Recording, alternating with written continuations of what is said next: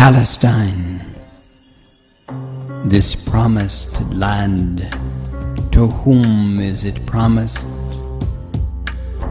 Home, a place where one's heart and soul lives. My ancestors lived in Egypt. They were enslaved for hundreds of years. Then Moses, according to the legend, freed us. We reclaimed a piece of land on the edge of the great sea and prospered. We conquered others. In turn, were conquered, then rebelled against the Roman rule and forced to leave, exiled from the promised land. And thus began the diaspora, the dispersion. For 1900 years we were scattered around the globe.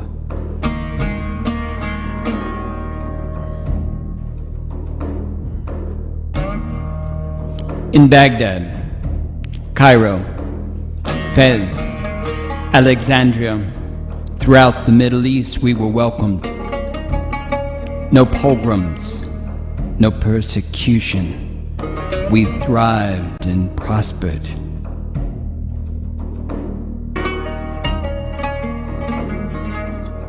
In Europe, when a plague came, they called it a Jew's curse.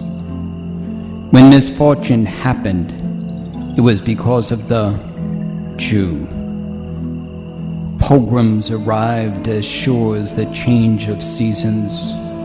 Cossacks, neighbors, or the king's soldiers would come and burn our houses, kill us, force us to move again and again. We were told, this is not yours. There is no home for you. Jew. In Berlin, Germany, we were the elite.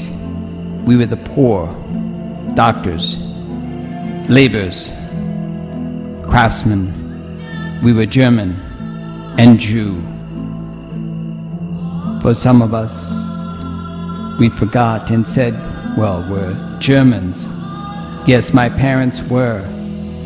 But there's a saying, if you ever forget you're a Jew, someone will remind you. Some of our grandfathers who fought in the trenches of World War I for the Kaiser, veterans with a yellow star on their chest and wearing the Iron Cross for bravery, were also huddled on a train, sent to the concentration camps. You think you're German? No, Jew.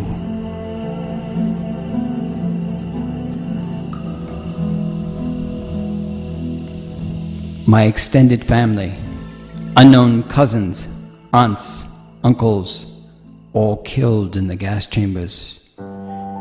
Auschwitz, Buchenwald, Dachau.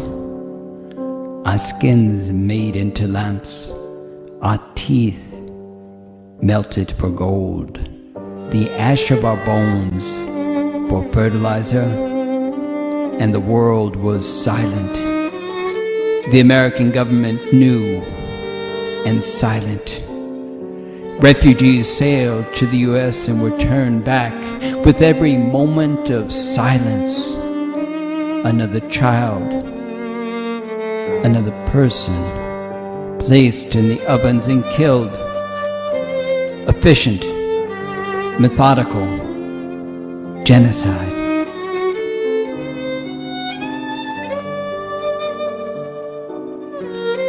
Next year in Jerusalem, we would say every year at Passover to celebrate the bitterness of slavery and the hope that our lives for our children could be better. We say never again as the Star of David flew proudly over Palestine. How could we, with the intimate knowledge of persecution and evil, not be just? Absurd, The Torah teaches us the virtues of the just person, the righteous life, compassion, fairness, tolerance. This is the righteous person. How could we who have suffered enormously not be just? But Palestine is burning. Palestine is burning.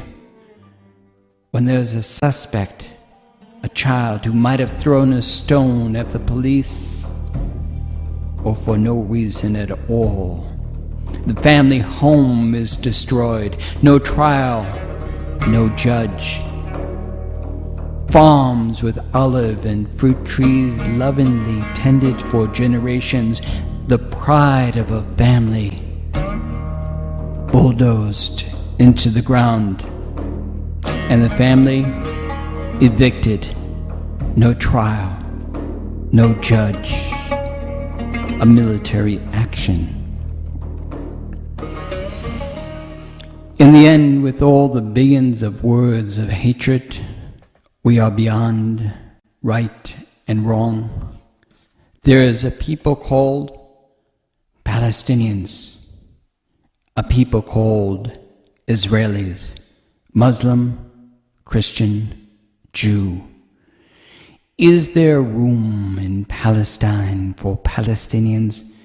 Is there room in the holy city for Muslim, Christian, Jew? We are yoked together, Cain and Abel, sons of the same mother, children of the Holy Land, in this holy cradle that is Father to Hebrew, Muslim, Christian. When can we celebrate our deliverance from hatred? This promised land, to whom is it promised? This promised land, to whom is it promised? Home, a place where one's heart and soul lives.